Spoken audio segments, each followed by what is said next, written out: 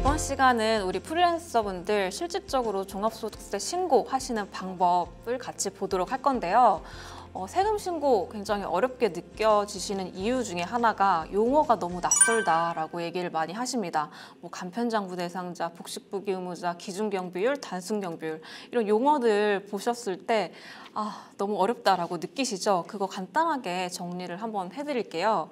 일단 우리 세금 신고할 때 원칙적으로는 장부를 작성하셔야 되는 게 맞습니다.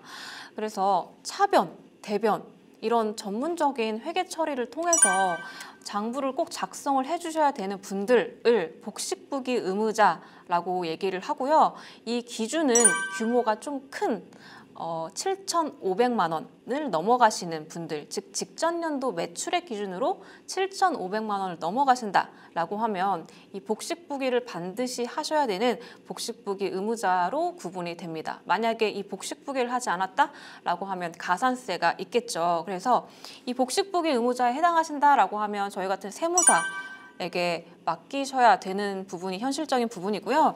그게 아니다, 7,500만 원 미만이다 라고 하시는 분들은 간편장부로 대신 하실 수 있습니다. 그래서 굳이 복식부기를 하지 않았다라고 하더라도 간편한 방법으로 신고할 수 있는 간편장부 대상자이시기 때문에 그런 부분은 조금 더 세금 신고를 쉽게 하실 수 있다라는 것이고, 이렇게 세금 신고를 하실 때 실제 비용 처리를 하시는 부분도 있겠지만 실제 비용들 다 계산하고 다 처리하기 너무 번거롭잖아요. 그래서 추계 신고를 하실 수 있는 방법도 있어요. 그래서 추계라는 거는 추산해서 계산한다 라는 뜻이 되겠죠.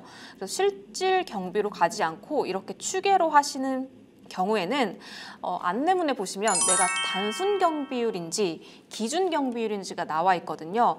단순 경비율은 이 경비율을 좀 많이 반영해 주는 그런 부분이라고 보시면 돼요. 그래서 내가 매출액이 얼마냐에 따라서 단순 경비율인지 기준 경비율인지가 안내문에 보시면 나와 있을 거예요. 그래서 대부분 내가 단순 경비율에 해당한다? 그러면 추계로 신고하시는 경우가 많습니다. 즉 실질 경비로 하는 것보다 추계로 하시는 게 그 경비율을 많이 인정받는 경우가 많기 때문에 더 유리하다라고 하시는 경우가 많고요. 그게 아니고 내가 기준 경비율이다?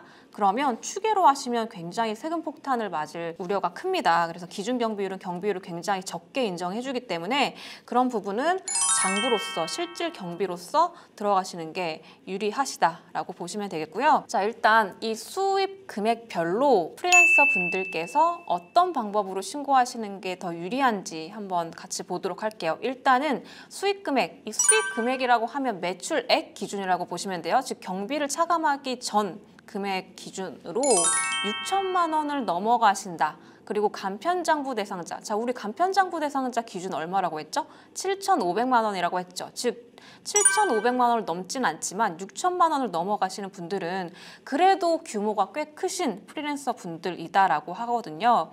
그래서 이분들은 실질적으로 복식부기 의무자는 아니지만 복식부기 의무자처럼 장부를 작성하셔야 조금 이 비용에 있어서도 많이 인정받으실 수가 있고, 거기에 가장 중요한 거는 복식부기 의무자가 아닌데도 불구하고 복식부기로 장부를 작성했을 때 굉장히 큰 혜택을 줍니다.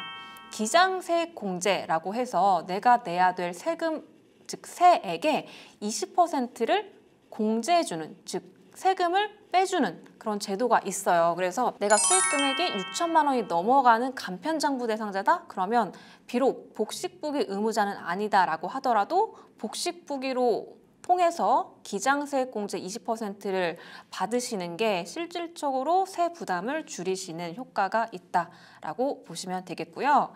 자, 그 다음에 수익 금액이 2,400만 원은 넘어가고 6천만 원은 되지 않는 그 구간에 계시는 분들, 간편장부 대상자 D유형에 대해서 보면 말 그대로 간편장부가 유리하시다라는 거예요. 그래서 이 구간은 수익 금액이 그렇게 많이 고소득은 아니기 때문에 복식부기로 하는 것보다는 간편장부로서 세액공제를 받지 않는다라고 하더라도 세금이 많이 나오지는 않기 때문에 간편장부로 신고를 해주시면 되겠습니다. 자, 그렇다면 2,400만 원 넘지 않는 간편장부 대상자 분들은 굉장히 간단하게 신고하실 수가 있어요.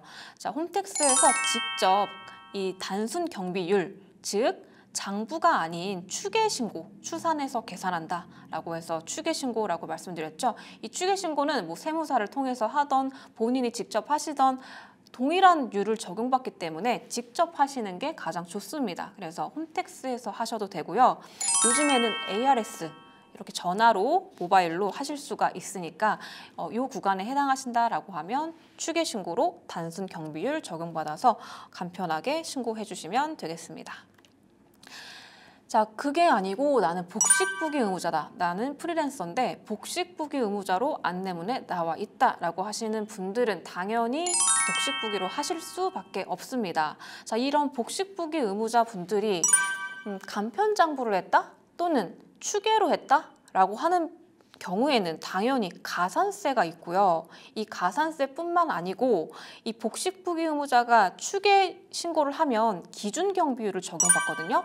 기준경비율은 그 인정받는 그 필요경비율이 굉장히 낮다라고 말씀드렸죠. 그래서 안 그래도 세금이 높은 데다가 가산세까지 적용을 받으니까 무조건 복식부기로 신고를 하셔야 되겠고, 이 복식부기는 현실적으로 본인이 직접 하시는 것은 거의 불가능하시죠. 그래서 저희 같은 세무사한테 대리를 맡기시는 게 가장 좋은 방법이다라고 말씀을 드릴 수가 있겠습니다. 자, 기준 수익 금액 해서 단순 경비율이라고 되어 있죠. 우리가 추계 신고로 했을 때 단순 경비율을 적용받을 수 있는 그런 구간이라고 보시면 되는데, 우리 같은 프리랜서는 그 표 가장 밑에 보시면 부동산 임대업, 서비스업 등이라고 되어 있죠. 이 기준을 적용받는다라고 보시면 됩니다. 그래서 내가 추계로 신고했을 때 더 유리하려면 단순 경비율 대상자여야 되는데, 그런 단순 경비율 적용받으시려면 직전 연도 수익 금액 기준으로 2,400만 원에 미달하셔야 되고, 올해 수익 금액 기준으로 7,500만 원이 넘으시면 안 됩니다. 그래서 내가 작년에는 많이 못 벌었다, 그런데 올해 갑자기 많이 벌었다? 그렇게 되셔도 단순 경비율 적용받을 수 없다라는 거죠. 그래서 이렇게 둘 다 해당하시는 분들에 한해서 추계가 더 유리한 단순 경비율을 적용받을 수 있다라고 보시면 되겠고요. 어쨌든 이런 것들은 본인들이 판단하시는 것보다 안내문에 써 있는 것을 보시는 게 가장 쉬운 방법이죠. 4월 말이나 5월 초에 종합소득세 안내문이 날아올 거예요. 거기 보시면 내가 복식부기 의무자인지 간편장부 대상자인지, 그리고 추계를 했을 때 단순 경비율 적용받을 수 있는지 아니면 기준 경비율인지가 다 구분이 되어 있으니까요. 그거를 참고하시는 게 좋을 것 같고요. 만약에 자, 내가 단순 경비율에 해당한다라고 하면 이런 계산법에 의해서 세금이 계산됩니다. 수익금액, 즉 매출액에서 단순 경비율을 차감한 필요 경비를 인정해준다라고 보시면 되겠고, 이 단순 경비율은 보통 일반적으로 업종에 따라 다르지만 60%에서 굉장히 많으면 90%까지 적용이 됩니다. 이 율도 여러분들 안내문에 나와 있을 거예요. 그래서 그 율을 보시고 내가 실제로 들어간 비용이 더 많은데, 이 단순 경비율보다 실제 비용이 더 많은데? 라고 하시는 분들은 실제로 신고하셔도 돼요. 실제로 하셔서 실제 경비가 더 크다, 단순 경비율보다. 그러면 장부로 신고하시면 더 유리한 경우도 있어요. 그래서 단순 경비라고 해서 무조건 추계로 하신다라는 것보다는 내가 유리한 방법으로 선택을 해주시면 되겠습니다. 그래서 실제 경비가 더 큰 경우에 실제 장부로 가되, 그런 경우에는 내가 아예 결손이 난 경우도 있잖아요. 난 아예 마이너스가 났다, 비용이 더 많아서. 그러면 이렇게 실제 경비로 장부를 작성했을 때 결손금은 2월 공제가 가능하다라는 장점이 있어요. 그래서 내가 올해 마이너스가 난 것에 대해서 내년에 그만큼 공제로 적용을 받을 수 있는 그런 장점도 있으니까요. 내가 마이너스가 났다라고 하면 오히려 장부를 작성하는 게 더 유리하다라는 점도 참고해 주시면 될 것 같고요.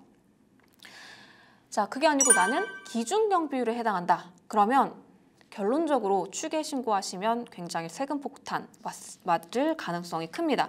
왜냐하면 이 기준 경비율은 이 경비율을 전부 다 적용을 해주는 게 아니고 굉장히 낮은 경비율을 적용해주고, 거기에 실제로 들어간 주요 비용은 실제 그 비용에 따라서 인정을 해준다. 즉 실제 비용과 기준율을 둘 다 적용을 해주는데 기준율은 굉장히 낮고요.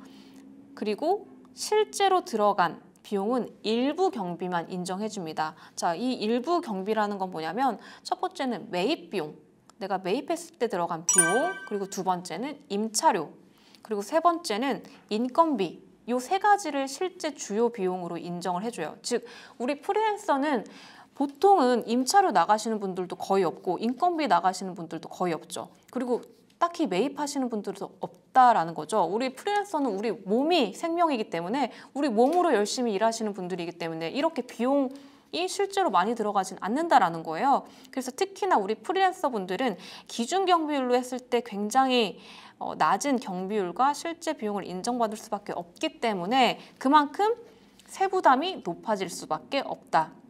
그래서 결과적으로는 추계 신고를 하시면 안 되고 내가 기준 경비율이다 그러면 반드시 장부 작성을 하시는 게 유리하다라고 정리를 해주시면 될 것 같습니다. 네, 그래서 오늘은 우리 프리랜서분들 이 유형별로 어떻게 신고를 하시는 게 유리할까를 같이 봤습니다. 수고 많으셨습니다.